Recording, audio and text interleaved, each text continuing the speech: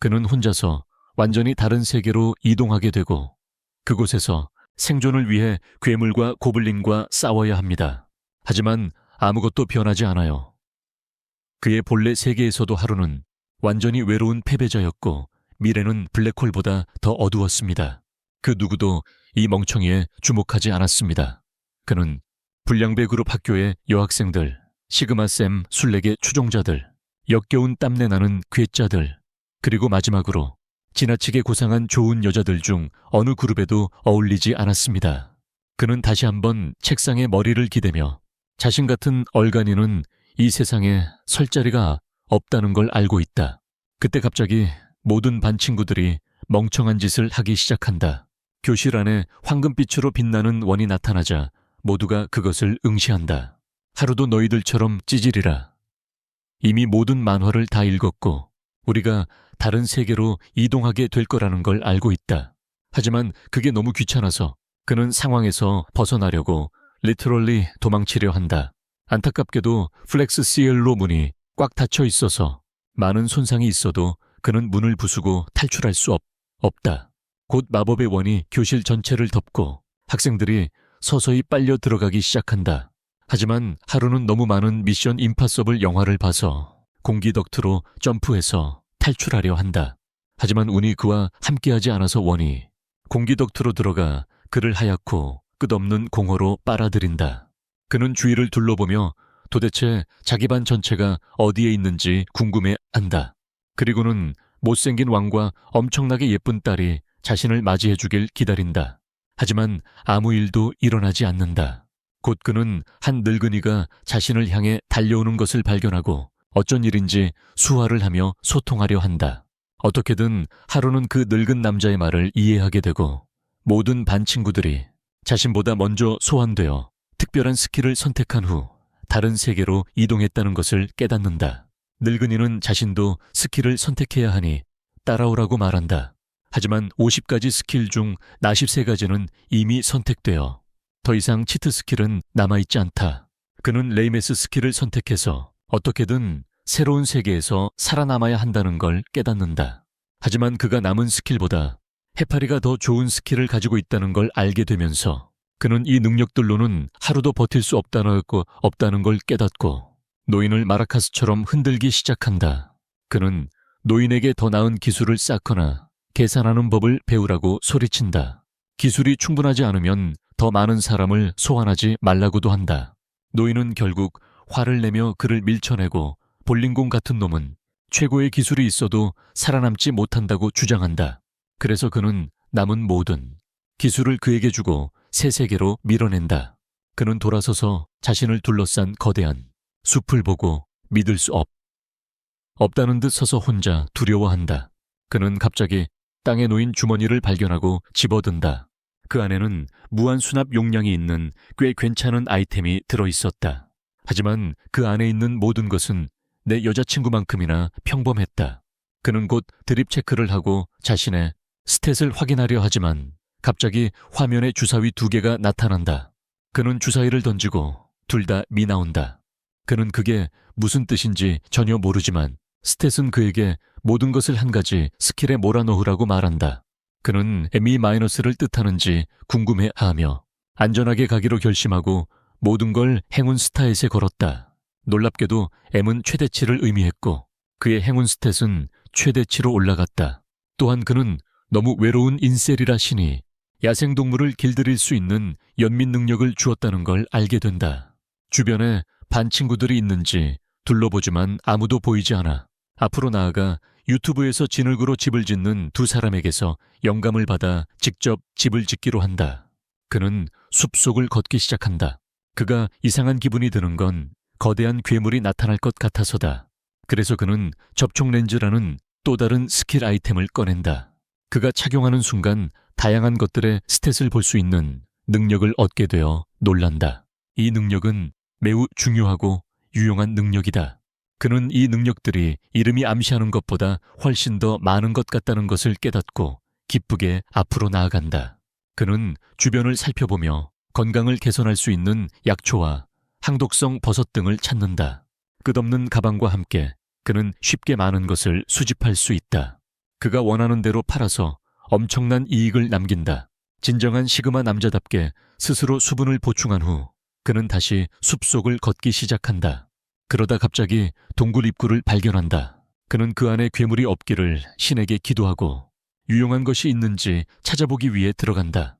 동굴은 곧 매우 어두워져서 그는 랜턴과 여기서 쉽게 설치하고 평화롭게 지낼 수 있는 마법의 텐트를 꺼낸다. 밤이 되자 하루는 베어 그리스보다 더 편안하게 자신을 꾸미며 수집을 시작했다. 그는 나뭇가지를 모으고 온도 마법으로 불을 붙여 짐승들을 쫓아낸다. 그는 다시 한번 스탯을 확인하는데 여러 스킬이 레벨에 업된 것을 발견하지만 너무 피곤해서 확인하지 못하고 결국 잠이 든다. 다음날 아침 그는 갑자기 깨어나 주변을 살펴 자신이 아직 안전하다는 것을 확인하고 몬스터 퇴치 기술이 완벽히 효과가 있었음을 깨닫는다. 배가 고파지자 또다시 불을 피우고 팬을 꺼낸다. 진짜 음식 유튜버처럼 버섯과 육포를 구워 먹는다. 음식은 꽤 맛있었고 그는 궁금해한다. 그가 여기서 근육질 농부로 살아갈 수 있을지. 하지만 단백질 파우더가 없다는 걸 깨닫고 다시 한번 동굴 밖으로 나가 근육을 키우는 데 도움이 될 수 있는 여러 가지 허브를 찾는다. 허브를 모으던 중 뒤에서 소란스러운 소리를 듣고 땅에서 똥을 줍고 있는 멍청한 고블린 무리를 발견한다. 그는 즉시 겁을 먹고 그답게 겁쟁이처럼 덤불 뒤에 숨는다. 한편 멍청한 고블린들은 스캐비티 토일렛, 스캐비티 토일렛 노래를 부르기 시작한다. 그때 하루가 한계를 느끼고 무언가를 꺼낸다. 그 뇌 썩음의 영향을 받기 전에 막대기를 들어야 해. 그는 자신의 나무가 두 고블린을 상대하기에 충분할지 궁금해하지만 안전하게 하기 위해 보호장비를 착용한다. 그리고는 그들에게 달려가서 한 고블린의 큰 머리를 가격한다. 이것은 그 안에서 무언가를 깨우고 그는 불쌍한 짐승을 피냐타처럼 때리기 시작하다가 바닥에 쓰러진다. 다른 고블린은 겁을 먹지만 그래도 하루를 공격한다. 하루에게 다행히도 고블린의 공격은 읽기 쉬워서 그는 쉽게 피한다. 그는 그를 머리 위로 가격한 후 거래를 성사시키는 작은 마법 폭발을 발사합니다. 그 후 해가 지기 시작할 때 얼굴을 씻습니다. 그리고 오늘 많이 일했으니 집으로 돌아가기로 결정합니다. 동굴에 도착한 후 그는 완전히 노숙자처럼 버섯을 구워 먹고 자신의 스탯을 확인했지만 여러 능력이 레벨업된 것을 발견합니다. 이는 매우 좋은 소식이지만 동시에 그는 고블린들이 그를 빈 동굴에서 혼자 발견하면 어떻게 할지 궁금해합니다. 그는 끔찍한 생각을 재빨리 떨쳐내고 빠르게 운동으로 몸을 조금 풀고 다시 침대로 돌아간다. 다음 날 아침 그는 다시 일어나지만 아침으로 버섯이 나와서 벌써 짜증이 난다. 그는 고기를 찾을 수 있을지 궁금해하지만 바로 자신의 반의 비건들이 그런 말을 하면 그를 잡아먹을 것이라는 걸 기억한다. 그는 다시 빠르게 일어나 마법으로 능력치를 올리고 신뢰하는 나무를 손에 들고 하루를 나선다. 그는 곧 땅에서 아이템을 발견하지만 또다시 형편없는 버섯이다. 그는 그것을 바닥에 내던지고 고기를 찾기 시작한다. 나무에서 자라는 고기를 찾는 완전 바보처럼 말이다. 곧 정신을 차리고 단순히 마법 스킬을 연마하고 능력치를 다시 올리기로 결심한다. 그 후 그는 숲속을 달리기 시작하는데 놀랍게도 몸이 매우 가볍고 빨라져서 속도가 몇 배나 빨라졌다. 게다가 공격조차도 더 빠르고 강해진 것 같아. 근처에 있는 고블린 무리에게 시험해 보기로 한다. 그는 즉시 전투에 뛰어들어 첫 고블린에게 막대기로 주먹을 날린다. 그리고 두 번째 고블린의 머리도 때린다. 하지만 이 모습에 고블린들이 격분한 듯 근육질인 고블린이 곤봉을 잡는다. 그러나 하루살이처럼 겁먹은 하루는 덤불 뒤에 숨고 고블린들이 그를 찾는 동안 몰래 도망친다. 그는 오늘은 충분히 싸웠다고 생각하고 동굴로 돌아가 그날 했던 일들을 되새긴다. 그리고 여러 번 시도 끝에 이케아 테이블을 만드는 등 DIY 프로젝트에 착수한다. 하지만 다음날 아침에는 꽤 잘하게 되어 그는 혼자 힘으로 의자와 커피 테이블을 조립하는 데 성공한다. 이제 물건을 만드는 법을 알게 된 그는 보안도 강화하기로 결심하고 자신의 동굴 입구에 나무문을 만들어 아무도 허락 없이 들어오지 못하게 한다. 그날 밤 그는 작은 사냥을 나간다. 더 이상 고기 없이 살 수 없기 때문이다. 다행히도 그의 운이 따랐고 숲속에서 도망치는 토끼 한 마리를 발견한다. 하지만 고기를 먹고자 하는 그의 야성적인 욕망이 완전히 압도한다. 그는 그것을 길고양이처럼 잡아챈다. 그는 맛있는 고기를 생각하며 괴물처럼 미소를 짓기 시작한다. 그러다 갑자기 주변에 다른 사람들이 있다는 느낌을 받고 경계 모드에 들어간다. 그는 주위를 둘러보았고 놀랍고도 실망스럽게도 그에게 다가오는 불량배 무리를 발견한다. 그는 그들과 엮이고 싶지 않아서 정말 무서워하며 덤불 뒤에 숨고 조용히 멀어지기 시작하지만 그의 바보 같은 감각이 다시 두근거리기 시작한다. 그는 주변을 모두 볼 수 있는 특별한 시각 능력을 빠르게 사용하고 놀랍게도 반급을 발견한다. 한쪽에서 그를 향해 걸어오는 생각들과 반대쪽에서 평균적인 샘 설렉 팬들과 소름 끼치는 괴짜들이 걸어온다. 그는 그들과는 아무 관계도 갖고 싶지 않다고 결심한다. 그때 갑자기 반장에 의해 이끌리는 비건 소녀들을 발견한다. 그는 토끼를 놓아주고 그녀가 자신에게 친절했기 때문에 반장과 만날지 고민한다. 그녀와는 1학년 때부터 알고 지냈다. 하지만 그는 자신의 의지로 멈추고 자신이 주인이 되는 것이 얼마나 멋진 일인지 생각한다. 그는 이 세상을 혼자 정복하겠다고 결심한다. 그의 인셀 상태를 축하하며 그는 결국 흥분하게 된다. 소란을 피우자 즉시 불량배들의 관심을 끈다. 발각되어 팬티가 당겨질까 두려워 그는 즉시 덤불 속으로 뛰어들어 불량배에게서 숨는다. 하지만 그 건방진 놈은 뭔가 이상하다는 걸 눈치채고 곧바로 덤불 쪽으로 걸어가 확인한다. 다행히도 토끼 한 마리가 하루를 구해주고 불량배들은 지루해하며 돌아선다. 그는 그들을 따라 강가로 가서 모두가 앉는 모습을 본다. 그리고 남자들이 보통 하는 일상적인 이야기들을 나누기 시작한다. 하루는 아버지 없는 행동에 혐오감을 느끼고 반장님이 매우 현명해서 이런 남자들에게 절대 넘어가지 않을 거라는 걸 깨닫는다. 갑자기 그는 불량배들이 타나카라는 이름의 괴짜 중 한 명을 붙잡아 능력에 관한 모든 답을 얻기 위해 그를 구글처럼 이용하고 있다는 것을 알아챈다. 그들은 곧 나머지 반 친구들을 찾기 위해 상류로 향한다. 하지만 하루는 그 일에 관심이 없어서 자신의 동굴로 돌아가 능력치를 확인하며 버섯 요리를 시작한다. 그는 자신의 구독자 스킬이 레벨업된 것을 알아챈다. 그는 동급생들과 멀리하기로 결심했기 때문이다. 하지만 그 이후에도 그는 여전히 3레벨이다. 이는 아마도 무능의 대가라는 그의 기술 때문일 것이다. 이 기술은 기본적으로 ADHD와 같아서 그는 하나의 기술을 발전시키는데 집중할 수 없다. 하지만 동시에 그는 거의 모든 것에 꽤 능숙하다. 그러나 블록헤드라는 다른 기술은 그에게 완전한 미스터리로 남아있다. 그건 그냥 모욕처럼 들리기 때문이다. 그는 스트레스를 통해 불안을 없애기로 결심하고 먹기 시작한다. 평범한 미국 소녀처럼 다시 잠에 듭니다. 그날 밤 누군가 밖에서 시끄럽게 떠드는 바람에 그는 잠을 이루지 못합니다. 그래서 그는 밖으로 나가서 불량배들을 찾으러 갑니다. 하지만 대신 그는 괴물들과 전투 중인 널들을 발견합니다. 그들은 조 바이든만큼 무술에 능숙해 보이며 이는 하루를 웃게 만들고 그가 이 멍청이들을 도와야 할지 고민하게 만듭니다. 하지만 그들의 스탯을 확인했을 때 모든 것이 변합니다. 그들은 그의 남은 스킬에 비해 놀라운 치트 스킬을 가지고 있으며 레벨도 훨씬 높습니다. 그는 자신의 반이 운동선수든 똑똑한 괴짜든 유명인 자녀든 모두 우등생으로 가득 차 있다는 것을 기억한다. 그래서 자신이 반에서 유일한 평범한 사람임을 느낀다. 그는 괴짜들은 스스로를 지킬 수 있으니 다시 잠자리에 들기로 결심한다. 그때 갑자기 어떤 기운을 느끼고 경계 태세에 들어간다. 그는 뒤돌아보며 두 마리의 고블린이 괴짜들을 몰래 다가가 곤봉으로 공격하려는 것을 발견한다. 하지만 하루는 그들이 안쓰러워 도와주기로 한다. 그는 즉시 뛰어들어 두 고블린을 한 방에 때려 눕힌다. 그의 굵은 막대기로 한 번 휘두르자 고블린들이 쓰러진다. 너드들은 하루가 여기 있는 것을 보고 놀라 돌아서지만 그의 도움에 감사하며 하루가 그들을 동굴 쪽으로 이끈다.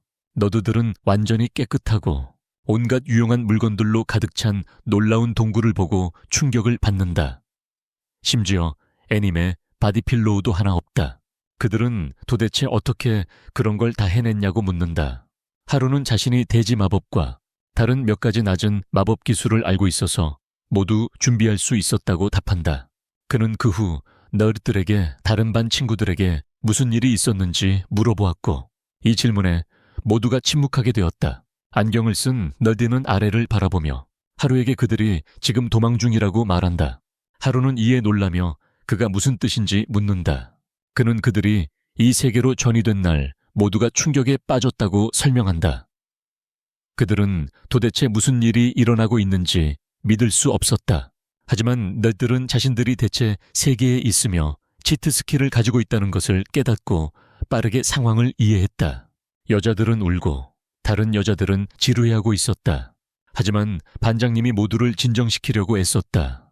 불량배들은 괴짜들이 이 갑작스러운 변화에 그렇게 겁먹지 않는 걸 눈치채고 이 세계에 대해 아는 모든 것을 말하지 않으면 때리겠다고 협박했다. 하지만 그들이 뭔가 하기도 전에 고블린 무리에게 둘러싸이고 말았다. 모든 여자애들은 울기 시작했고 심지어 불량배들조차 겁먹은 듯이 구석으로 도망치며 비굴하게 행동했다. 하지만 바로 이 순간이 모든 괴짜들이 기다려온 순간이었고 괴짜들이 주도권을 잡았다. 그들은 즉시 자신의 능력을 통제하고 판타지 세계에 대한 지식을 활용해 고블린들을 쉽게 물리쳤다. 평범한 샘 술릭 팬들은 돕기로 결심했고 함께 그 지역의 모든 고블린을 물리치는 데 성공했다. 반장인 그는 다시 한번 재빨리 책임을 맡아 모두를 강가 근처에 탁 트인 곳으로 이끌었고 그곳에서 다가오는 위험을 볼 수 있었다. 곧이어 덕후들이 모두가 기본을 이해하도록 도왔고 반장은 이를 분배하며 모두가 캠프를 꾸렸다. 전체 반이 하나의 단위로 움직였다면 모든 일이 잘 풀렸을 것이다. 하지만 실제로는 여자애들이 먼저 텐트를 치고 일하기 싫다고 결정해서 혼자서 자리를 떠버렸다. 떠나는 게 가능하다는 걸 깨달은 문제아들도 그들을 버리기로 했고 반장도 모두를 막으려 했지만 완전히 실패했다. 그리고 서서히 반 전체가 각자의 그룹으로 나뉘어 각자 길을 갔다. 이로 인해 반장은 공부벌레들과 소수의 학생들만 남게 되었다. 팀으로 함께 일하려고 했지만 다른 사람들은 모두 너무 무능했어요. 그래서 괴짜들이 대부분의 일을 맡을 수밖에 없었죠. 전투도 포함해서 고블린과 싸우고 그들의 캠프가 습격당하지 않도록 지키는 일도요. 그들은 또한 가능한 빨리 레벨을 올리고 싶어 했어요. 왜냐하면 모두를 조종할 수 있는 두 가지 가장 위험한 스킬로부터 안전해지고 싶었거든요. 불행히도 그 두 스킬은 믿을 수 없는 불량배들이 가져갔고 그 주문에서 벗어나는 유일한 방법은 높은 마법 저항력을 갖는 것뿐이에요. 불량배들은 이 사실을 금방 알게 되었죠. 그리고 괴짜들이 하던 짓에 대응하기 위해서 이 쓸모없는 산소 낭비자들도 레벨업을 시작했어. 그들의 기술이 최고가 되도록 해서 다른 사람들을 지배하려고 말이지. 괴짜들은 이 계획을 반장에게 알렸고 반장도 훈련해서 레벨업하기로 결정했어. 마침내 며칠 후 불량배들은 정신조종 기술을 익혔고 놀랍게도 근처를 걷고 있던 반장을 우연히 발견했어. 이 무가치한 타락자들은 즉시 그녀에게 주문을 걸려고 했지만 반장은 대표가 다른 계획을 세우고 그들에게 전기 충격기를 쏘아 바닥에 쓰러뜨렸다. 괴짜들은 그들을 도와 캠프로 데려갔고 그곳에서 계획이 드러났다. 그래서 문제아들은 그룹에서 쫓겨났다. 불행히도 이것은 그들이 기대한 해피엔딩이 아니었고 이 무가치한 패배자들이 자신들의 반 친구들을 공격하기로 결심하며 캠프를 불태우고 괴짜들을 쫓아가 교훈을 주려 했다. 캠프 전체가 파괴되었고 아무도 문제아들에게 맞서지 못했는데 그들의 정신 조종 능력 때문이었다. 이 일은 캠프를 위해 열심히 일한 괴짜들을 정말 무너뜨렸다. 게다가 반의 인기녀들이 자신의 본색을 드러내며 모든 것을 괴짜들 탓으로 돌리기 시작했다. 그들이 뒷받침도 못하는데 깡패들과 싸움을 벌인 건 아니었어야 했는데 천천히 교실 전체가 그들 편을 들지 않게 되었고 유일하게 반장만이 그들을 옹호했어. 하지만 상황이 너무 어색해서 결국 떠나기로 했어. 하루는 이 모든 이야기를 듣고 놀라서 그들을 꼭 껴안으며 그들이 진짜 영웅이라고 주장했어. 그리고 모두에게 파티를 열어 마약 버섯을 먹으며 마이크 타이슨처럼 방송에 나온 것처럼 즐기자고 했어. 다음날 아침 하루는 버섯 가득한 가방을 들고 작별 인사를 했고 그 널들은 그가 너들과 가장 잘 어울리기 때문에 팀에 합류하길 원하냐고 물었어. 그들이 인근 마을로 모험가가 되러 간다고 주장하지만 하루는 혼자이기 때문에 그들에게 꺼지라고 말하며 개처럼 쫓아낸다. 하루는 나머지 반 친구들, 특히 반장을 확인하기로 결심하지만 가는 길에 미친 늑대와 마주치게 된다. 늑대 괴물이 그의 팔을 물어버리지만 하루는 늑대의 머리를 가격해 기절시키고 나아간다. 밤이 되자 그는 친구들이 이전에 캠프를 했던 장소를 찾지만 거기에는 캠프의 잔해만 남아있는 것을 발견한다. 그는 빠르게 추적 기술을 사용해 발자국을 따라가기 시작한다. 그러다 갑자기 여자가 자신을 향해 다가오는 것을 느끼고 숨으려 하며 멀어지려 한다. 불행히도 여자가 그를 발견하고 멈추라고 소리친다. 그는 미친 사람처럼 달리며 미친 여자에게 끼어들면 안 된다는 걸 알고 있다. 하지만 여자들은 그를 멈추게 하고 그가 괴짜들이 어디 있는지 아는지 묻는다. 그는 그들이 괴짜들에게 심부름을 시키려는 건지 묻는다.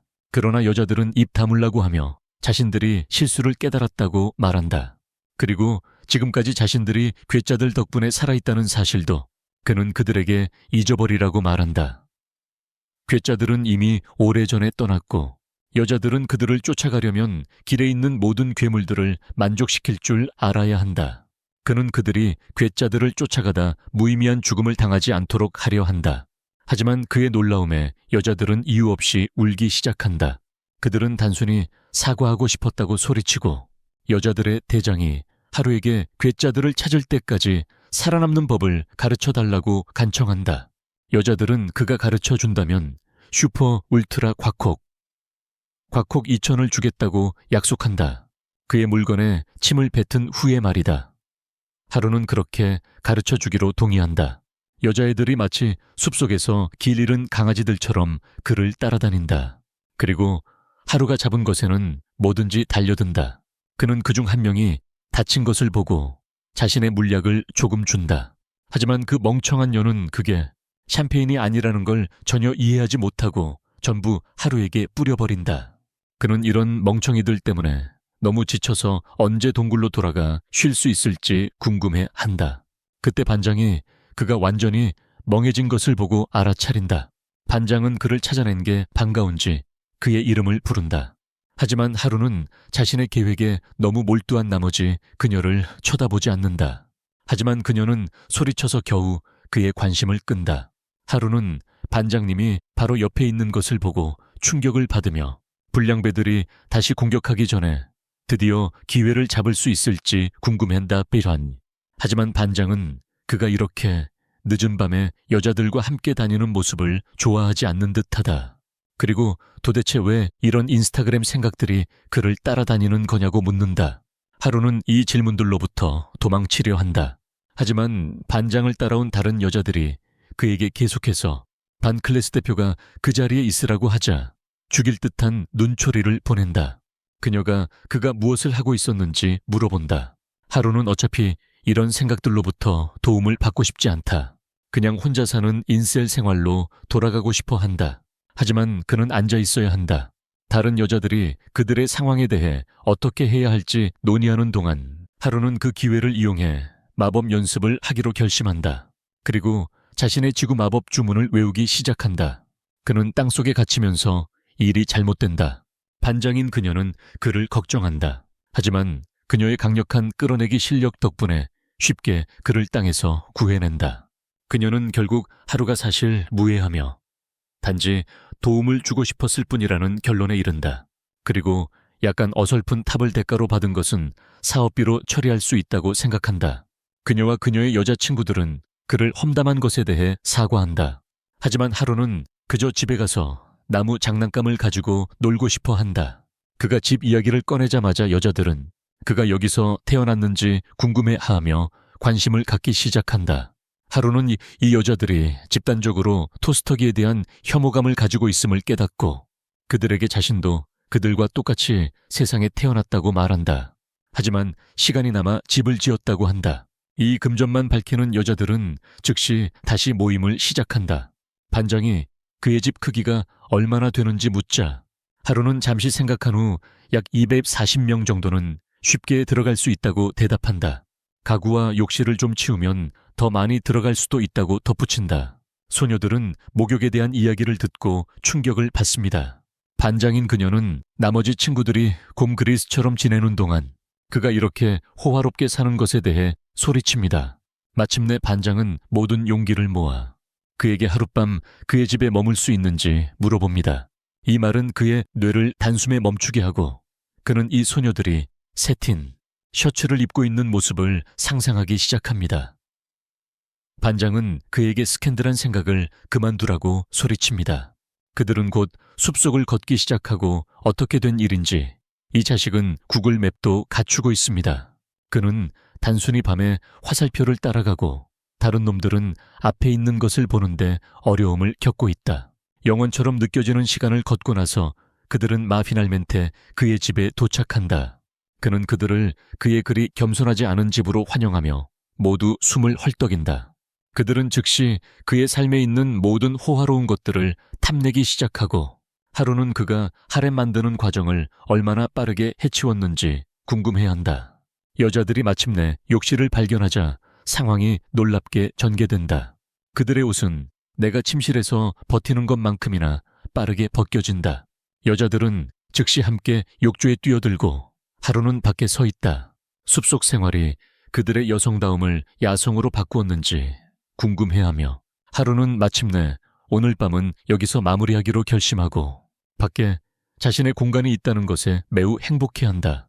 하지만 그마저도 반장이 그의 텐트에 들어와서 다른 남자애들이 숲속에 그들을 홀로 남겨두고 강하고 독립적인 여자애들이 스테인리스 컵과 아이스 펌킨, 스파이스 라떼 없이 살아남느라 얼마나 힘들었는지 떠들어대며 방해한다.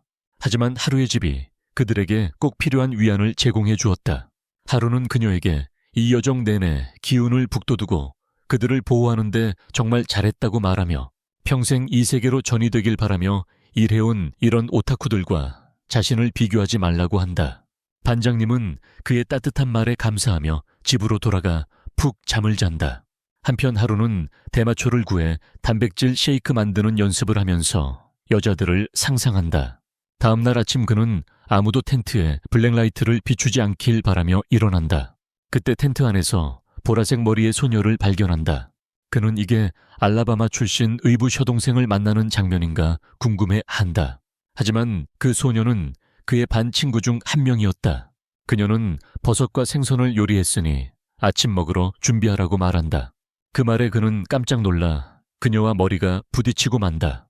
그는 밖으로 달려나가 배고픈 피라냐처럼 물고기를 우적우적 먹기 시작한다. 반장인 그녀는 왜 마치 물고기를 처음 보는 것처럼 행동하냐고 묻는다. 하루는 그녀에게 입 닥치라고 하며 매일 강에 가서 쓰레기 버섯을 먹으면서 물고기들을 지켜봤다고 말한다. 반장은 왜 잡지 않았냐고 묻는다. 하지만 하루는 물고기들이 어젯밤 그의 나무보다 더 미끄럽다고 대답한다. 그래서 잡기가 매우 어렵다고 말한다.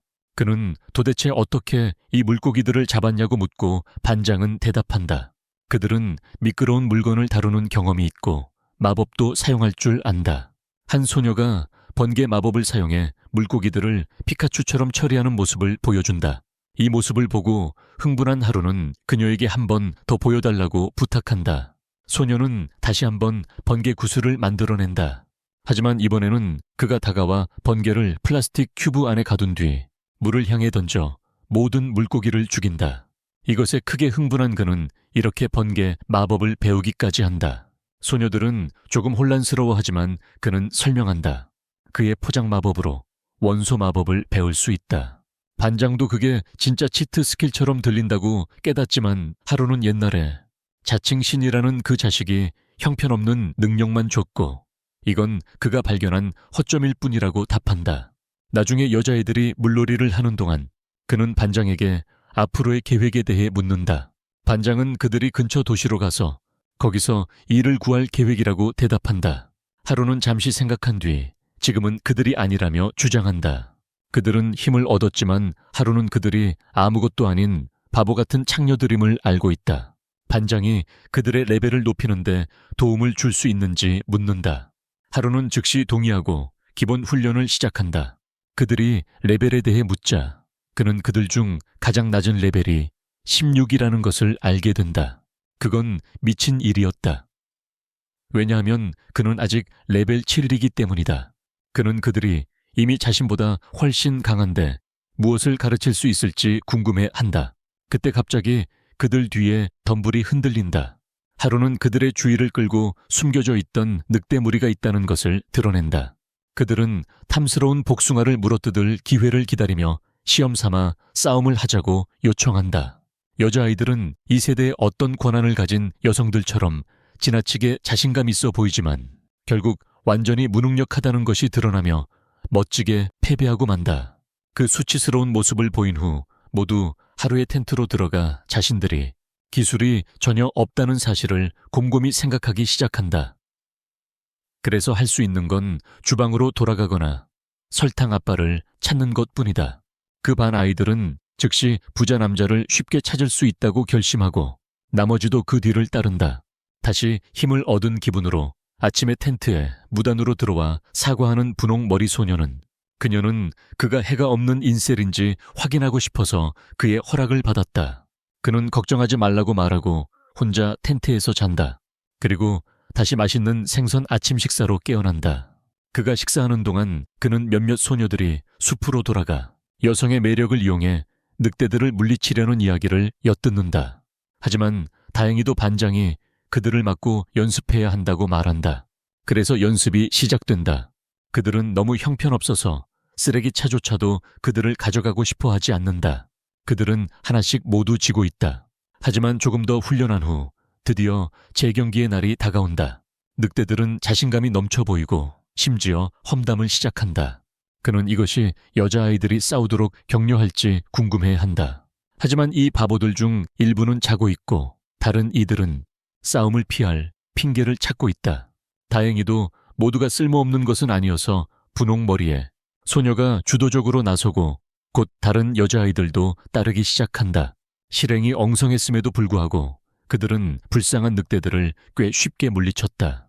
그리고 나서 파티를 열었고 오늘 밤 늑대 중 한 명을 방으로 초대해 레이브 파티를 벌였다. 하루는 이 멍청한 여자들과의 일이 끝났다고 생각하며 누웠지만 반장님이 곧 도착해 언제 근처 마을로 떠날 거냐고 물었다. 그는 전혀 떠날 생각이 없었기에 깜짝 놀랐다. 하지만 이 여자들은 미쳤고 그를 강제로 다음 날 아침 도시로 동행하게 했다. 그는 분홍머리 여자와 함께 짐을 싸야 했고 반장은 모두에게 격려의 말을 전했다. 곧 그녀는 하루에게 시선을 돌려 반장은 충격을 받고 핑키에게 절대 그녀를 두고 떠나지 않을 거라고 말했다. 그리고 한번 필요한 물건이 모두 있는지 마지막으로 점검한 후 그들은 모험을 떠나기로 결정했다. 하루는 밖을 내다보며 여정 중 어떤 문제들이 닥칠지 궁금해하며 반장에게 이 숲에서 살아서 탈출하고 싶다면 무슨 일이 있어도 함께 뭉쳐야 한다고 말했다. 그들이 모르는 사이 비가 내리기 시작한 그 밤, 혼자 남겨진 한 그부가 어두운 숲을 달리며 뿌리와 바위를 넘어 숨겨진 공격자로부터 도망치고 있다. 하지만 그의 마라톤은 곧 끝나고 그는 결국 땅에 쓰러져 그의 망토를 두른 공격자를 마주하며 자신이 찾고 있는 능력이 없다고 살려달라고 애원한다. 하지만 잔인한 공격자는 전혀 개의치 않는 듯 보이며 심지어 동의도 구하지 않고 안전 단어도 정하지 않은 채 불쌍한 소년의 목을 조르기 시작한다. 예상대로 소년은 곧 게임이 끝나고 공격자는 다시 숲을 가로질러 다음 희생자를 찾고 있다. 다음 날 아침 하루는 숲속을 계속 여행하면서 불량배들에게서 아이들을 지키기 위해 항상 소녀들과 함께 있어야 한다는 것을 깨닫는다. 그들은 가능한 한 빨리 숲을 벗어나기로 결심한다. 숲 안에서는 안전하지 않다 하고 느꼈기 때문이다. 하지만 빈터를 걷던 중 갑자기 거대한 곤봉을 든 거대한 오크와 마주치게 된다. 하루는 소녀들에게 다치지 않게 나무 뒤에 숨으라고 말하고 야생에서 살아남는 법을 배우도록 자신을 잘 지켜보라고 명령한다. 그는 오크와 맞설 준비를 하고 그들의 나무 차이를 비교하기 시작한다. 하지만 그는 크기가 중요하지 않다는 것을 알고 오크의 느린 움직임을 이용해 자신의 이점으로 삼고 그 지역에서 사라져 오크를 혼란스럽게 만든다. 그는 웃음을 터뜨리며 나무 뒤에 숨어 있으면서 오크들이 매우 높은 물리적 저항력을 가지고 있다는 것을 기억한다. 그래서 나무로 때리는 것은 어리석은 행동이다. 대신 그는 그에게 더 큰 피해를 줄 수 있는 어떤 종류의 마법 공격을 사용해야 한다. 그는 재빨리 자신의 스탯을 열고 사용할 수 있는 마법 능력을 살펴본다. 하지만 그는 기본적인 원소 마법만 가지고 있다는 것을 깨닫는다. 그 마법은 청소, 진공청소, 바닥먼지 털기에 사용된다. 그러나 결정을 내리기도 전에 오크가 그를 찾아내어 나무를 두 조각으로 부순다.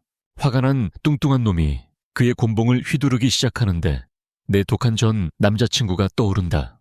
하지만 나와는 달리 하루는 미친 여자들을 잘 피하기 때문에 계속해서 이 문제를 해결할 방법을 찾으려다 뒤로 넘어지고 있다. 마침내 그는 오크의 완두콩 크기 두뇌를 이용해 멋진 동작으로 뚱뚱한 바보의 뒤에 나타나 지팡이로 그의 머리를 가격하며 지구력이 크기보다 낫다는 것을 증명한다. 오크는 서서히 의식을 잃고 땅에 쓰러지고 사이즈 퀸들은 나무 뒤에서 뚱뚱한 놈이 바닥에 누워있는 모습을 보고 충격을 받는다. 하루 자신도 충격을 받는다. 그는 오크가 이렇게 쉽게 패배할 줄은 예상하지 못했기 때문이다. 너드들이 신체적 피해에 저항력이 있다고 말했기 때문이다. 여자들은 배울 수 없어서 짜증이 나는 것 같다. 그는 마법을 사용하지도 않았기 때문에 이로부터 아무것도 얻지 못했다. 그는 사과하며 다음에 만날 뚱뚱한 바보는 마법만으로 처치하겠다고 약속한다. 그들은 다음 상대를 찾는데 그리 오랜 시간이 걸리지 않았다. 어리석은 오크가 자신의 일을 하며 더러운 화장실로 걸어가고 있었다. 하루는 자신의 무한한 오라로 여자들을 유혹하기로 결심하고 손에 작은 불덩이를 만들어냈다. 그는 처음 사용하는 마법이기 때문에 효과가 크지 않을 것이라고 예상했다. 하지만 그가 코비라고 외치며 오크에게 공을 던졌을 때 그 공은 한 방에 머리를 맞춰 괴물을 죽이자 폭발이 일어난다. 소녀들은 다시 한번 충격을 받는다. 저런 힘에서 배울 점이 없다고 생각했기 때문이다. 그 어떤 것도 배울 수 없을 거라고 생각했다. 그럼에도 불구하고 그들은 꽤 성공적인 하루를 보냈고 밤이 되자 모닥불을 피우고 자연스럽게 부엌을 만들고 음식을 요리하기 시작한다. 한편 하루는 캠프 주변에 함정을 설치하며 바쁘게 움직이고 텐트가 괴물이나 다른 적들로부터 안전한지 확인한다. 갑자기 누군가 다가오는 것을 감지하고 그는 즉시 행동에 뛰어들어 나무 뒤에 숨는다. 침입자들이 인간 마녀임을 깨닫고 불량배들이 올 줄 예상한다. 하지만 침입자들은 야생에서 크레아틴을 찾는 운동부 학생들이었다.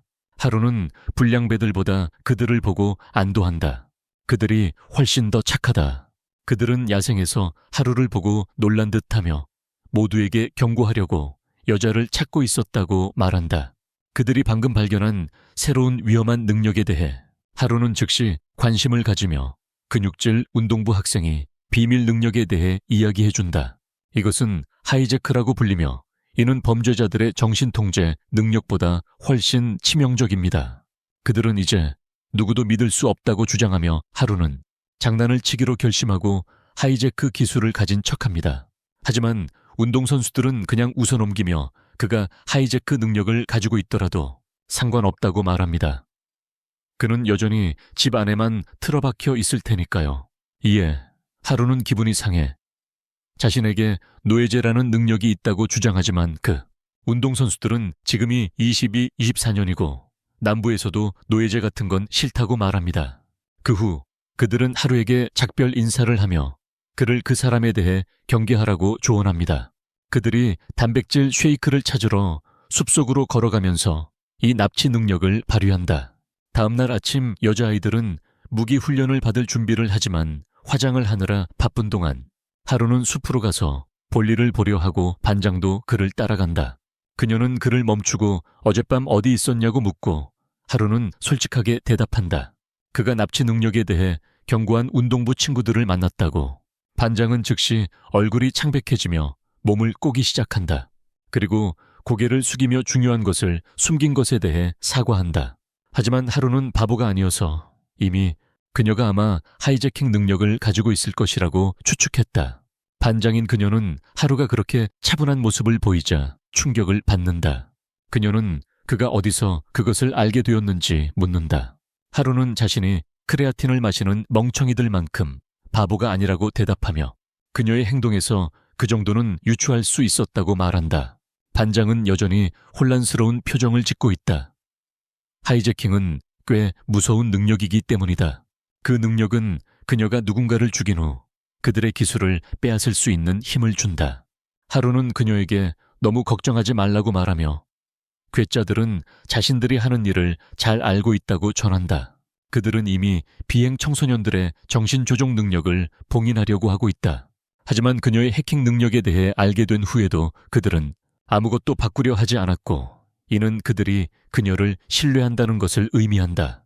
하루는 그녀에게 자신이 그녀가 이 치트 능력을 가지고 있다는 것을 알게 되어 꽤 안심하고 있다고 말하며 같은 기분을 느낀다. 그는 그녀가 누구에게도 해를 끼치지 않을 것이라는 것을 알고 있다. 반장도 이 말을 듣고 매우 안심하며 하루에게 미소를 짓기 시작하고 이는 정말로 그의 기분을 좋게 만들어 그가 하루를 시작하기 전에 숲으로 뛰어들어가기로 결심하게 한다. 그가 캠프로 돌아오면 그는 너트 쉐이크를 판매하기 시작한다. 코코아는 왠지 선택사항이고 돈을 요구하기 시작한다. 한 생각이 즉시 대신 몸을 팔겠다고 동의하고 하루도 당연히 그 거래에 동의하지만 반장님은 아무도 포주가 되게 내버려 두지 않겠다며 즉시 그걸 막는다. 하지만 그 생각은 정말 너트 쉐이크를 원했기에 꽤 낙담한 기분이다. 그래서 하루는 머리를 다시 굴리기 위해 걷기 시작하는 게 낫겠다고 결정한다. 그들은 좋은 진전을 이루기 시작하는데 하루가 갑자기 앞에 강을 발견하고 반장님에게 그가 앞서서 조금 정찰하겠다고 말하며 그녀는 그룹의 안전을 확인한다. 반장님은 그가 숲으로 들어가려 하자 그를 막으려 했다. 아침에도 와서 수상한 코코넛 쉐이크를 들고 돌아왔어. 하지만 하루는 듣지 않고 초스피드를 이용해 숲속으로 뛰어들어가고 그 다음 마법 주입 스킬을 써서 몸을 가볍게 만들기 시작해. 이 덕분에 나무 위를 더 민첩하게 뛰어다닐 수 있게 되고 하늘로 뛰어올라 더 넓은 시야를 확보하지. 그는 빠르게 많은 거리를 이동했다는 걸 깨닫지만 이 바보는 착륙장치가 없다는 걸 깜빡하고 만화처럼 하늘에 떠 있으려 하지만 당연히 실패하고 땅으로 떨어져 겨우 1의 체력으로 살아남아 캠프로 돌아왔을 때는 이미 밤이 되어 있었다. 반장님은 그가 온몸이 멍이 든 모습을 보고 화가 난다. 그는 나무에서 떨어졌다고 차분하게 말하지만 그녀는 그에게 머리를 계속 부딪히지 말라고 소리친다. 이미 머리가 아픈데 말이다. 보통 하루는 여자들과 그들의 의견에 신경 쓰지 않지만 그는 좀 더 의심스러운 견과류로 그녀를 진정시키려 한다. 코코아는 선택사항이지만 반장님은 거절하고 떠나고 반 친구는 즉시 그에게 다가와 허리 아프다고 한다. 그의 정찰 덕분에 그들은 다음날 아침 숲을 통해 훨씬 더 빠른 길을 찾았다. 그리고 몇몇 여자들이 울고 물놀이를 한 후 그들은 오크 무리와 마주친다. 여자들은 도망치는데 매우 능숙한 것으로 드러난다. 가엾은 하루를 즉시 밟아버리고 도망쳤다. 마침내 모든 문제를 해결하고 며칠간 숲을 지나 여행한 끝에 그들은 숲을 벗어나 눈앞에 펼쳐진 아름다운 도시를 처음으로 보게 된다. 하루는 갑자기 자신이 에어워크라는 새로운 스킬을 깨달은 것 같다는 걸 알아챈다. 그는 직접 시험해 보기로 결심하고 놀랍게도 이 능력으로 계단을 오르듯 공중을 쉽게 걸을 수 있다는 걸 알게 된다. 반장도 이를 보고 충격을 받지만 하루는 그녀에게 진정하라고 말하며 주변에 위험이 없는지 확인하기 위해 주변을 살펴본다. 그는 하늘 높이 올라가서 그의 초능력 시야를 사용해 멀리 확인합니다. 그때 갑자기 무장한 NPC들이 괴물들과 싸우고 있는 모습을 발견합니다. 그는 땅으로 돌아와 반장에게 이 사실을 전합니다. 반장은 즉시 그들을 도와야 한다고 주장합니다. 하루는 여자들에 대한 경쟁에 관심이 없어서 그들이 강도일 수도 있다고 주장하며 거절합니다. 하지만 반장은 그들이 강도가 아니라면 고통스럽게 죽을 수도 있다고 하며 그를 도와달라고 간청합니다. 하루는 이 여자들이 미쳤다는 것을 깨닫고 혼자서 문제를 확인하러 가라고 그들에게 말한다. 문제는 NPC들이 꽤 멀리 있다는 것이다. 그는 다양한 마법을 조합하기로 결심하고 자신의 몸을 매우 가볍게 만든 다음 바람 마법으로 속도를 높인다.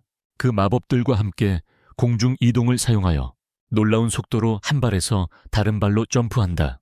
그의 도박은 성공하게 되고 그는 깨닫는다. 이제 그는 먼 곳으로 아주 쉽게 여행할 수 있습니다. 하지만 불행히도 그 멍청한 반장 덕분에 그녀는 그의 망토를 붙잡으려다 마법에 휘말리게 되었습니다. 하지만 무게가 늘어나고 브레이크를 어떻게 사용하는지 몰라서 하루는 NPC들 근처에 불시착하게 됩니다. 그의 등장 덕분에 괴물들은 죽게 되고 반장은 기절해버리며 NPC들은 이 미친 바보들이 누구인지 궁금해합니다.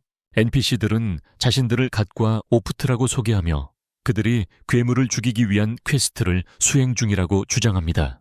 이 괴물들은 분명히 상대가 안 됐고 하루가 아니었으면 죽었을 것이다.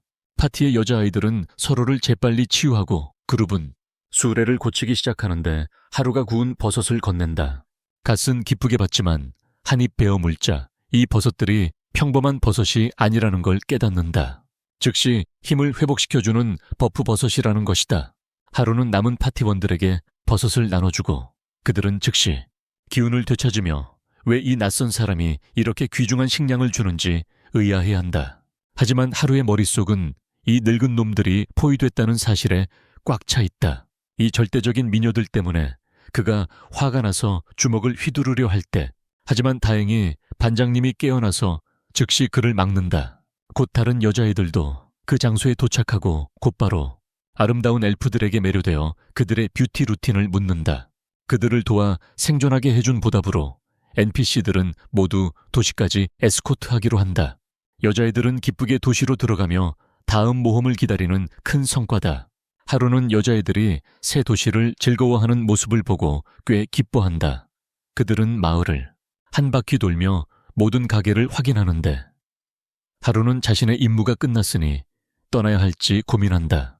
하루가 잭 다니엘스와 함께 쉬고 있는 동안 여자애들은 컵케이크처럼 생긴 건물들을 보며 입맛을 다셔가며 미친 듯이 흥분하는 것 같다.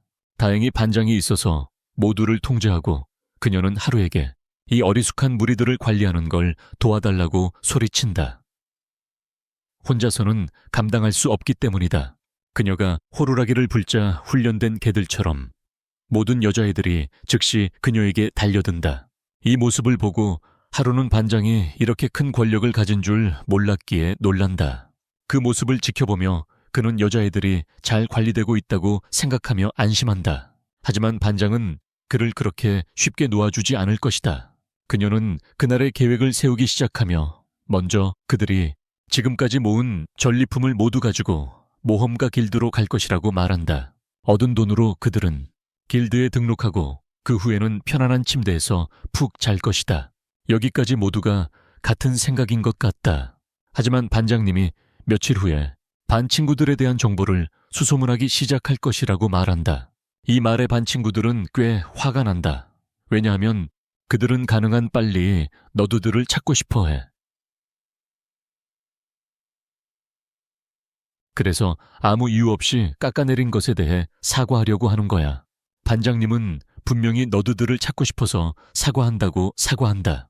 그때 하루가 끼어들며 묻는다. 수업 생각들은 너드들에게 제대로 된 말을 해주고 싶어 하는 거냐고. 잠시 후 그들은 드디어 모험가 길드에 도착하지만 상상했던 것보다 훨씬 더 무서운 곳이었다. 그들은 여자들이 가득한 곳을 기대했었다. 커다란 플롯과 환영하는 얼굴들로 가득 차 있습니다. 하지만 그 대신 그들은 자신들을 배고픈 눈빛으로 바라보는 어른 남자들 무리에게 맞이받습니다. 그들은 이 신입들이 누구인지 궁금해합니다. 다행히도 오프트가 계단에서 나타나 하루를 부르며 길드 마스터가 그들을 만나고 싶어 한다고 전합니다. 그래서 하루는 반장에게 밖에서 기다리라고 말하고 혼자서 길드 안으로 들어갑니다. 그가 안으로 들어가자마자 모든 모험가들이 그를 바라보기 시작하고 가시 그를 안쪽으로 안내합니다. 그는 화가 난 표정의 길드 마스터를 만나는데 그가 야수들과 싸운 하루인지 묻는다. 하루는 겁이 나서 그냥 도망가야 하나 고민한다. 하지만 이를 악물고 고개를 끄덕이며 동의한다. 갑자기 분위기가 완전히 바뀌고 길드 마스터는 손을 흔들며 그에게 감사를 표한다. 그가 없었다면 오프트 파티는 죽었을 거라고. 하루는 이 만남에 꽤 충격을 받았지만 아래층으로 향하기로 결심하고 열린 접수를 발견한다. 그는 길을 따라 수확한 에메랄드 크리스털 일부를 교환하기로 한다. 카운터에 있는 네 눈의 소녀는 자신이 크리스탈을 감정하고 공정한 가격을 제시할 수 있다고 주장합니다. 그래서 하루는 운을 시험해 보기로 결심하고 테이블 위에 큰 자루에 크리스탈을 쏟아붓습니다. 이는 소녀를 완전히 놀라게 하며 그녀는 이 남자가 누구인지 궁금해 합니다. 그 후 하루는 자신이 더 많은 크리스탈을 준비했다고 주장하며 완전히 자신감이 넘칩니다. 하지만 소녀는 현재 그렇게 많은 크리스탈을 확인할 여력이 없다고 말하며 하루의 시간을 요청합니다. 하루는 그에 동의하고 메인룸으로 돌아가는데 그곳에서 소녀들이 이미 길드에 등록이 되어 있음을 알게 됩니다. 모험가들은 거의 모든 소녀들이 이미 30레벨이라는 사실에 매우 놀란 것 같다. 하지만 하루는 자신이 소녀들을 충분히 훈련시켜서 40레벨 모험가도 쉽게 이길 수 있다는 것을 알고 있다. 마침내 한 클래스 담당자가 하루를 등록시키기 위해 안으로 밀어넣고 하루는 모험가로 일할 계획이 전혀 없었지만 이 기회라 바아가 갸이를 잡아보기로 결심한다. 지금이 모든 소녀들에게 깊은 인상을 주고 은둔자 생활과 작별할 시간이다. 그는 금발 소녀가 자신의 능력치를 확인하는 방에 당당히 들어가지만 그녀는 그를 패배자라고 부르며 길드에 등록하려면 최소 레벨 세네 파티에 속해 있어야 한다고 말한다. 이 말에 불쌍한 하루는 완전히 무너져 땅에 주저앉아 두 번째 기회를 간절히 부탁한다. 하지만 소녀는 그에게 철 좀 들고 능력치를 최대한 올리라고 하며 못생긴 얼굴로 파티에 들어갈 수 있는 유일한 방법이라고 말한다.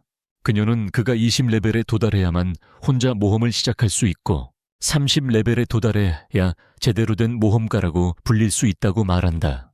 그는 자신의 외톨이 스킬 때문에 파티를 구할 방법이 없다는 것을 깨닫고 레벨 20도 되지 않아 솔로로도 갈 수 없다는 사실에 절망한다. 이것은 그를 완전히 무너뜨리고 자신이 영원히 패배자로 남을지 고민하게 만든다.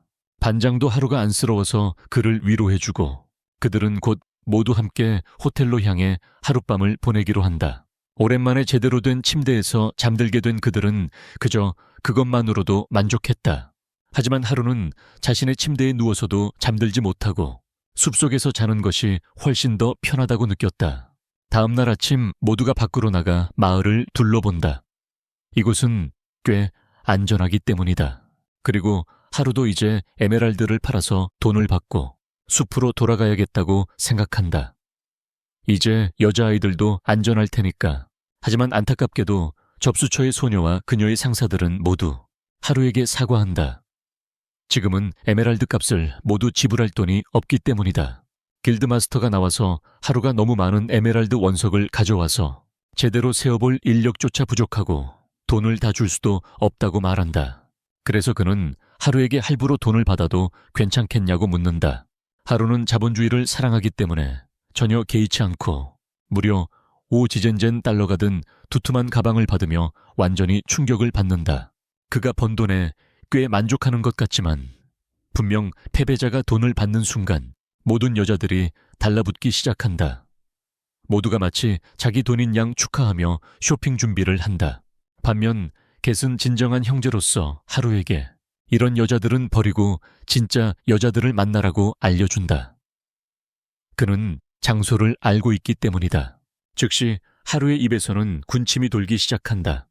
그는 23일 동안 노 넛 노벤버를 실천하며 스케비티 병이 위에서 애증을 해왔기 때문이다. 반장인 그녀가 그를 막으려 하지만 그는 무시하고 갓과 함께 걸으며 자신이 만날 모든 여자들을 꿈꾼다. 하지만 그는 또다시 길가에 낡고 허름한 가게를 보고 실망한다. 하루는 꽤 실망한 표정이지만 갓은 이 가게는 던전에서 찾은 최고의 아이템만 판다고 약속한다. 곧 하루는 판매 중인 모든 아이템을 살펴보기 시작하고 갓이 거짓말하지 않았다는 것을 깨닫는다. 이 아이템들은 확실히 독특하고 흥미롭다. 그는 여러 무기, 갑옷, 마법 아이템을 착용해보며 쇼핑을 시작한다. 그는 하루 종일 쇼핑한 후 모든 물건을 카트에 담고 그의 눈에 특별한 목걸이가 들어온다.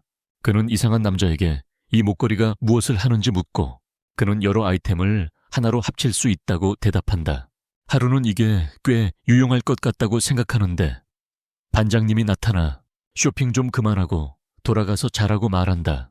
불행히도 하루는 미끄러져서 모든 아이템을 실수로 합쳐버리고 만다. 그 이상한 남자이자 여자도 이 모습을 보고 충격에 빠져 울면서 말한다. 그는 모든 아이템이 6만 달러 이상이기 때문에 구매하기 전에 융합할 수 없다. 이 소식에 하루는 충격을 받고 우울에 빠지며 같은 가격을 조금 협상하려고 한다. 반장님은 미안하다고 하며 우리에겐 겨우 5만 달러밖에 없다고 주장한다. 며칠이 지나고 하루는 여전히 우울하다. 이제 그는 파산했기 때문이다. 그는 아직 사고 싶었던 것들이 많았지만 더 이상 살 수 없다. 그는 더 이상 크리스털을 사러 나가지도 않는다. 입이 20레벨이 되기 전에는 퀘스트를 할 수 없기 때문이다. 심지어 여자들과의 합병도 시도하지 못한다. 반장님이 잡아서 다시 타워로 데려갈 것이기 때문이다. 잠시 생각한 후 그는 지금이 도시 생활을 떠날 때라고 결심한다. 그래서 그는 해리포터의 투명 망토를 잡고 주변의 모든 소녀들 옆을 지나쳐 갑니다. 탑을 떠난 후 어떤 이유에서인지 이 거대한 바보가 망토를 벗고 거리에서 마치 중독자처럼 뛰기 시작하며 도시 성벽을 빠져나가기로 결심합니다. 하지만 그는 자신이 생각하는 만큼 멋지지 않아서 성벽 위에서 고환을 다치고 그에 반해 운동부 소녀들이 그가 고통 속에서 천천히 벽을 기어 내려가는 모습을 지켜보며 그가 절대 아버지가 될 수 없다는 사실을 알고 있습니다. 그의 계획은 처참하게 실패하고 그는 다시 탑으로 보내지며 다음 날 반 대표가 그에게 남아있으라고 하고 도망치려 한 벌로 착한 아이가 되라고 합니다. 하루는 그녀의 명령에 동의하는 척하며 가만히 있겠다고 약속하지만 그 순간 그들이 불이 꺼지자 그는 재빨리 망토를 챙기고 다시 한번 도시를 걸어간다. 하지만 이번에는 망토를 입은 채로 걷는다. 그는 문 앞에 있는 거대한 딤섬처럼 생긴 녀석을 그냥 지나친다. 그리고 곧 도시 성벽을 벗어나 숲을 향해 달리기 시작한다. 가는 길에 그는 파괴된 마을과 근처에 있는 고블린 무리를 발견하지만 자신이 영웅이 아니기에 무시하고 정글을 향해 계속 나아간다. 가는 도중에 그는 한 무리의 남자들이 마차를 약탈하는 것을 보고 잠시 멈춰서 도와야 할지 고민하지만 이런 일은 이 세상에서 매일 일어나는 일임을 깨닫고 무시하기로 한다. 그가 도망치기도 전에 강도 중 한 명이 창을 던졌고 그는 그것을 피하는 동안 다른 이들은 공격 준비를 한다. 그는 혼자 있고 싶다고 말하지만 그들은 그의 말투를 놀리기 시작한다. 그것이 옛 기억을 떠올리게 하고 분노한 그는 말 그대로 그들을 공격하기 시작한다. 강도들은 곧 방역을 결심하고 특수 능력을 사용해 그를 공격하는데 이는 위험할 수도 있었다. 하지만 이 바보들은 단지 한 가지 주문만 계속 반복하는 봇들이라 곧 지쳐버렸다. 곧 거만한 소녀가 마차에서 내려 자신을 귀족 소녀 메리라고 소개하며 자신을 구해줘서 고맙다고 말한다. 그리고 도적들이 더 나타날까 무서우니 남은 길을 함께 가자고 간청한다. 그 대가로 그녀는 그에게 곽곽화 2천을 제안하고 하루는 숲으로 돌아가고 싶었지만 그런 제안을 거절할 수 없어 위험한 숲길을 함께 가기로 동의하며 어떤 괴물들이 기다리고 있을지 궁금해한다. 곧 그들은 도시에 도착하지만 하루는 메리가 약속한 것을 받지 못한다. 그는 초조해지며 그녀의 부탁을 들어주지 말았어야 했다고 생각한다. 성 안대기실을 이리저리 걸으며 초조해한다. 즉시 숲으로 돌아가기로 결심하지만 메리가 갈아입고 내려온다. 하루가 떠나려 하자 화를 내며 옷을 입고 있지만 사실 그녀는 그를 아주 잘 대접할 계획이다. 그는 어쩔 수 없이 그녀의 뜻에 따르게 되고 놀랍게도 그녀의 감사 표현은 예상보다 훨씬 좋았다. 그녀는 채식주의자도 깜짝 놀랄 만한 풀코스 저녁 식사를 대접한다. 그는 야만인처럼 고기를 거침없이 먹기 시작하고 메리는 그의 무례함에 짜증이 난다. 어쨌든 그녀는 그에게 돈 주머니와 도시를 자유롭게 드나들 수 있는 VIP 신분증을 선물한다. 하지만 그녀가 짜증이 나도 하루는 그녀에게 전혀 신경 쓰지 않고 음식을 허겁지겁 먹느라 바쁘다. 다음날 그는 반장과 다른 여자아이들에게 둘러싸인다. 그들은 그가 지난밤 어디에 있었는지 알고 싶어 한다. 하루는 자신이 이 마을 시장의 집에 초대받았다고 말하며 숲으로 도망치려던 게 아니었다고 그들을 안심시킨다. 여자아이들은 그를 믿고 자신들도 레베레옵과 자원 채취를 위해 숲으로 떠난다. 그들이 떠나자 하루도 도시를 떠날 준비를 한다. 그리고 이번에는 그 신분증이 모든 것을 통과시켜 줄 거라고 자신한다. 떠나기 전에 그는 이상한 남자의 가게에서 물건을 사고 숲속에서 편안한 혼자만의 삶을 위한 음식을 산다. 또한 반장에게 화내지 말라는 쪽지를 남기는데 그는 걱정돼서 운동부 애들을 챙기겠다고 쓴다. 완전히 거짓은 아니기에 하루는 이 말을 반장에게서 도망칠 수 있을 만큼 충분할 것이다. 그렇게 그는 문으로 향해 큰 덩치의 경비원에게 신분증을 보여주며 합법적으로 도시를 나간다. 야생동물과 몬스터들이 자유롭게 사는 숲에서 그는 집처럼 편안함을 느낀다. 그는 집이 그리웠고 마침내 자신이 태어난 대로 고독한 사람이 될 수 있다고 생각한다. 그때 다시 한번 오크가 뒤에서 그를 공격한다. 하지만 하루는 지팡이로 쉽게 쓰러뜨린다. 그러나 오크가 아닌 것이 이상하다고 느낀다. 숲의 외곽에서 발견되어야 할 것이다. 그는 뭔가 수상한 일이 벌어지고 있다고 생각하며 숲속 깊숙이 걸어간다. 그곳에서 그는 땅에 큰 피 얼룩을 발견한다. 하루는 이 피가 덕후들의 것인지 궁금해하며 약간 당황한다. 하지만 그들이 다른 세계의 일에 능숙한 마스터들이기 때문에 가능성은 낮다. 그는 이것이 아마 운동부나 문제아들의 피일 것이라고 생각하고 그 거대한 피 자국을 따라가기로 결심한다. 그는 심하게 다친 운동부를 발견하고 마음이 아파한다. 그들은 문제아들과 싸움을 벌이다가 결국 죽었을지도 모른다. 하지만 그는 그들 중 한 명이 아직 숨을 쉬고 있는 것을 보고 즉시 버섯으로 만든 모든 치유 물약을 그에게 던진다. 그는 그들이 회복하기를 바란다. 샘 술릭이라면 그랬을 테니까. 그리고 그의 바람은 문제야 무리의 리더가 눈을 뜨면서 이루어진다. 하루는 그들을 모두 자신의 동굴로 데려가서 실제로 무슨 일이 있었는지 듣는다. 그들은 소녀들을 보호하기 위해 문제아들과 맞서려 했지만 갑자기 그들의 애완괴짜였던 다나카가 배신했다. 그는 모든 불량배들을 죽였고 그들이 이 세계에 오면서 받은 작전 무기들까지 훔쳤다. 그래서 그들은 그에게서 도망칠 수밖에 없었다. 하지만 그는 그들을 잡았고 그들은 그에게 상대가 되지 못했다. 운동부 애들은 다나카가 무섭게 강하다고 말하며 그가 반장만을 흔들림 없는 결심으로 찾고 있다고 한다. 근육질 녀석들도 다나카가 반장과 함께 있어야 하는 하이잭 스킬을 찾고 있다는 걸 똑똑히 알고 있다. 하루는 운동부 애들이 실제로 생각할 수 있다는 사실에 충격을 받고 그들은 그에게 말한다. 타나카는 반장 친구를 놓쳐서 그를 한치도 남기지 않고 때렸어.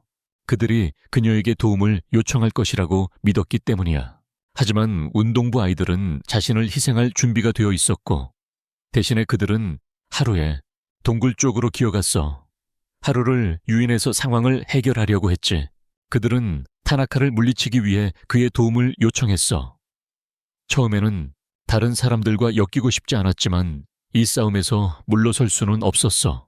그는 운동부 아이들에게 자신이 타나카를 처리하겠다고 말했지만 혼자서 싸우겠다고 했어. 모두가 충격을 받았지만 운동부 리더는 하루가 계획이 있다고 믿었어. 하루는 그들에게 마을로 서둘러 가서 소녀들을 안전하게 지키라고 말하며 자신은 여기 상황을 처리하기로 한다. 그는 운동선수들이 자신의 편이 된다면 승리할 가능성이 높아질 것임을 안다. 하지만 만약 그들이 모두 전투에서 죽게 된다면 소녀들은 무방비 상태가 될 것이다. 그래서 그는 타나카와 싸우는 것이 자신의 짐이라고 생각하며 빠르게 강해질 계획을 세운다. 그는 타나카가 운동선수들로부터 가져온 강력한 도적들과 싸우면서 본 것처럼 무기 기술은 강력하지만 일단 시작되면 멈출 방법이 없다. 그래서 그는 약점이 없는 새로운 기술을 생각해내기로 결심한다. 바로 그때 피 냄새를 맡는 고블린 몇 마리를 발견하고 그들을 경험치로 사용하기로 한다. 그는 빠르게 고레벨 고블린들을 쓰러뜨리지만 한 방에 죽고 별다른 보상을 주지 않는다. 하루는 더 강한 적과 싸우길 바라고 그때 갑자기 그는 근처에 강력한 괴물이 있음을 감지한다. 그는 돌아서서 경고 없이 돌진해 오는 고블린 왕을 발견한다. 하루는 고블린 왕의 무자비한 공격을 겨우 피할 수 있다. 그리고 그가 일종의 무기 기술을 사용하고 있음을 깨닫는다. 한 방만 맞으면 죽을 거라는 걸 알지만 그는 괴물을 물리치고 더 강해지기로 결심한다. 그는 자신이 가진 다양한 기술을 조합하고 지팡이를 강화해 고블린 왕을 한 방에 쓰러뜨린다. 그는 자신의 전략과 성장에 만족하고 있었는데 갑자기 그의 뒤에 훨씬 더 강한 몬스터가 나타난다. 그 몬스터는 레벨 50 고블린 황제였고 하루는 정면으로 싸우면 아무것도 할 수 없다는 것을 깨닫는다. 그래서 그는 바로 그렇게 하고 새로 개발한 갬빗 스킬로 고블린 황제에게 돌진한다. 그는 고블린 황제를 맞히는 데 성공했지만 그의 공격은 거의 피해를 주지 못했다. 몬스터는 다시 일어나더니 마치 쥐권의 성룡처럼 걸어간다. 주인님, 갑자기 하루를 공격하기 전에 그의 얼굴을 스치듯이 때렸습니다. 하루는 고블린 황제의 연속 공격을 계속 피하면서 틈을 보고 방역을 가합니다. 그는 괴물의 체력바를 상당히 깎아내렸지만 괴물은 치유 스킬을 사용해 체력을 회복하고 심지어 힘을 강화합니다. 괴물은 날아오는 배기 공격을 하루에게 날리고 그를 뒤쪽 나무들에 부딪히게 합니다. 그는 이제 지치고 너덜너덜해졌지만 스스로를 속여서 자신이 그냥 겁쟁이인 거야. 운동선수들이 그보다 훨씬 더 심한 부상을 견뎌냈으니까. 그러니까 이 정도면 괜찮아야 해.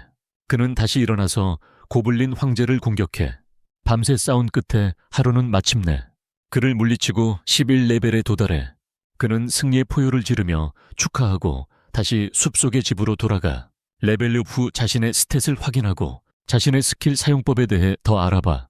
그가 이전에 만든 갬빗 공격이 이제 스킬로 등록되었고 하루는 그 공격에 약점이 없다는 것에 자신감을 가지고 있어. 이는 타나카와의 싸움에 큰 도움이 될 것이다. 그날 저녁 하루가 자신의 동굴 밖에 서 있을 때 타나카가 그를 마주하러 온다. 그는 짐승 같은 녀석들이 반장에게 데려다 줄 거라 기대했기에 실망한다. 하지만 대신 그들은 그를 반에서 고립된 외톨이에게 데려왔다.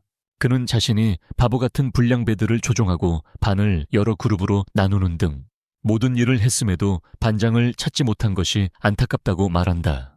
하루는 분노하며 그가 다른 아이들에게 무슨 짓을 했냐고 묻는다. 타나카는 그들을 오래전에 죽였다고 말한다. 그는 하루를 위협으로 여기지도 않고 숲에서 쓸모없는 기술이나 부리며 진정하라고 한다. 하루는 지팡이를 그에게 겨누고 타나카는 더럽고 냄새나는 막대기를 얼굴에서 치우라고 한다. 그게 그녀가 한 말이다. 하루는 자신이 외톨이지만 반장님을 지키겠다고 말한다. 그리고 타나카는 위협적으로 웃으며 그럴 거면 자신이 먼저 그를 죽이겠다고 말한다. 이 영상이 마음에 드셨다면 채널을 구독해 주세요. 그리고 화면에 나오는 다음 영상을 시청해 주세요.